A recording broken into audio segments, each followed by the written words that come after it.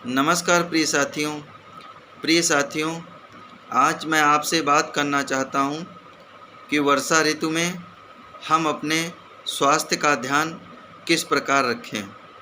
मित्रों, जैसा कि हम जानते हैं कि हमारे देश में ऋतुएं बदलती रहती हैं। कभी गर्मी आती है, कभी सर्दी आती है, कभी बसंत आता है और कभी शीत ऋतु आती है और वर्तमान में वर्षा ऋतु चल रही है।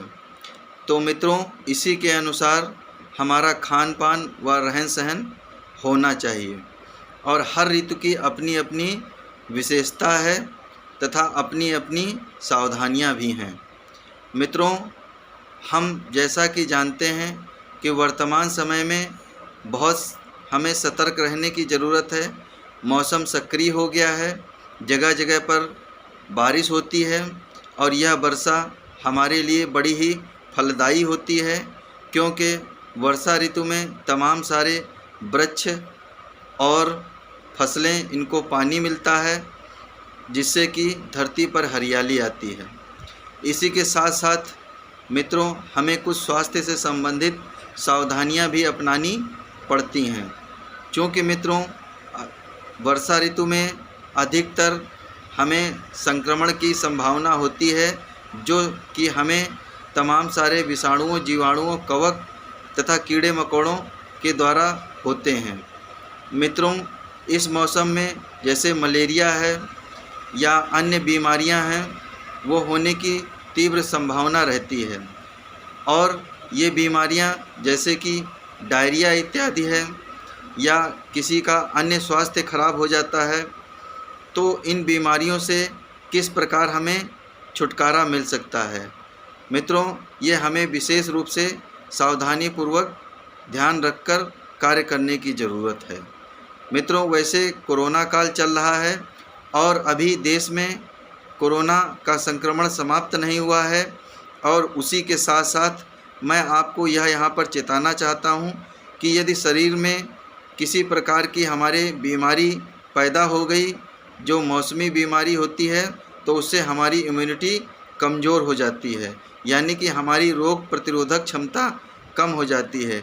इसलिए जहाँ तक संभव है वहाँ तक अपने स्वास्थ्य को उत्तम बनाए रखें, स्वयं को बीमार ना होने दें। मित्रों, इसमें हमें तमाम प्रकार की सावधानियां अपनाने की ज़रूरत है। मच्छरों से बचने के लिए हम मच्छरदानी का प्रयोग करें और मित्रों, मैं ये कहना चाहता हूँ कि डायरिया इत्यादि गंदगी के कारण होता है। दूषित जल और दूषित भोजन, यानी कि बासी भोजन, सड़ा गला हुआ भोजन, खुला भोजन, ये हमें डायरिया का शिकार बना देता है। मित्रों, इसलिए हमें सावधानी अपनाने की विशेष ज़रूरत है और अपने स्वास्थ्य को उत्तम बनाए रखें, क्योंकि मित्रों जब संक्रमण हो जाता है तो स्वास्थ्य कमज़ोर हो जाता है।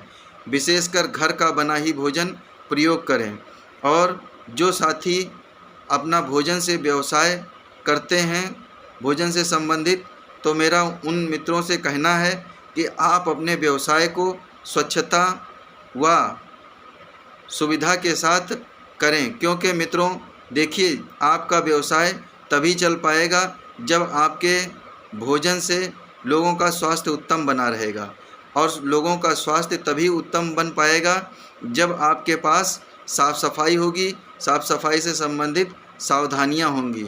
और मित्रों, मैं ये कहना चाहता हूँ कि हम लोग अपने स्वास्थ्य के मामले में किसी प्रकार का समझौता ना करें। हमारे बीच में कुछ ऐसे भाई बंधु होते हैं जिनकी रोग प्रतिरोधक क्षमता प्राकृतिक रूप से बहुत मजबूत होती है, लेकिन अधिकतर लोगों में यह पाया जाता है कि उन्हें रोग प्रतिरोधक क्षमता मेंटेन करनी पड़ती है। तो मेरा मित्रों आपसे ये कहना है कि अपनी रोग प्रतिरोधक क्षमता को बरकरार रखने के लिए आप सावधानियां ज़रूर अपनाएं और मित्रों इसी के साथ साथ में इस चीज़ का भी ध्यान रखें कि हम दूसरे में भी यह चेतना लाएं कि हम किस प्रकार से बीमारियों से और तमाम प्रकार के अन्य जो शरीर से संबंधित या स्वास्थ्य से संबंधित बीमारियां हैं या विकृतियां हैं, उनसे दूर रह सकते हैं। मित्रों, यह बहुत ही आवश्यक है, क्योंकि मैंने तो देखा है कि लोग रास्ते पर मल त्याग कर देते हैं और मल त्याग करने के उपरांत अच्छी तरीके से हाथ भी नहीं धोते हैं।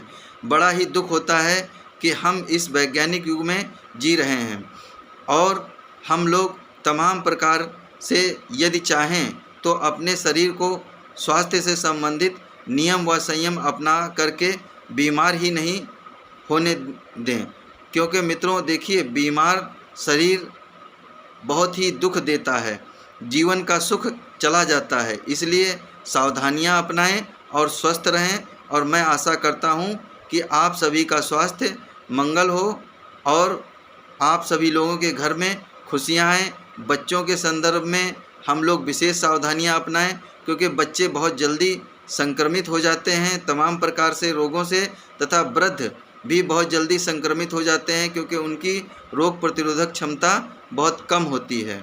मित्रों, इसलिए विशेष सावधानियों को ध्यान में रखते हुए हम लोग अपने जीवन को अपने देश के प्राकृतिक वातावरण के अनुसार जिएं।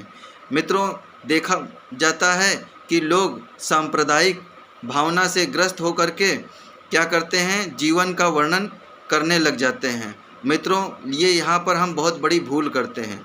मित्रों देखिए, धरती पर जगह जगह पर पानी बदलता है, हवा बदलती है, वनस्पतियाँ बदलती हैं। हमारी जीवन शैली उसी के अनुसार होनी चाहिए, ना कि किसी मत या संप्रदाय से प्रभावित होनी चाहिए, क्योंकि मत या संप्रदाय पूरी तरीके से मानव जीवन की व्याख्या नहीं करते हैं, बल्कि वातावरण विज्ञान एवं प्राकृतिक विज्ञान और हमारा स्वयं का प्रकृति प्रदत्त जो स्वभाव होता है उसी के अनुसार हम मानवीय कल्याण को करते हुए अपना जीवन जिएं।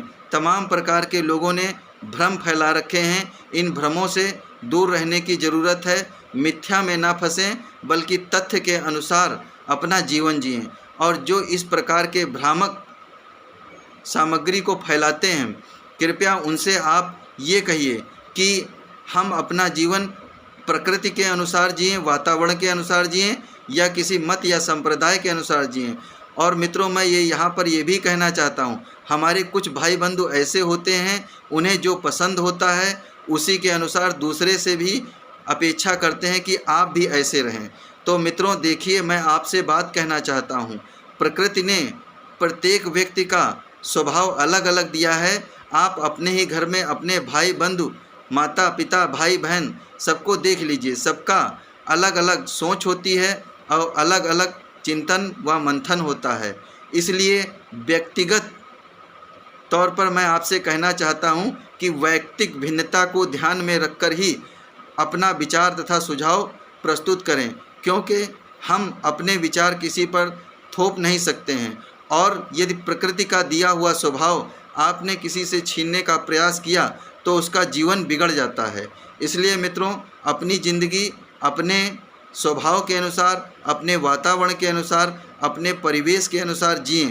हाँ, यहाँ पर मैं ये भी कहना चाहता हूँ कि हमें यदि किसी दूसरे से कोई सीख मिलती है तो सीख अवश्य लें और इसी के अनुसार हम आगे की ओर उन्नति करते जाएं। मित्रों, इसी के साथ मैं अपनी वाणी को विराम देता हूँ।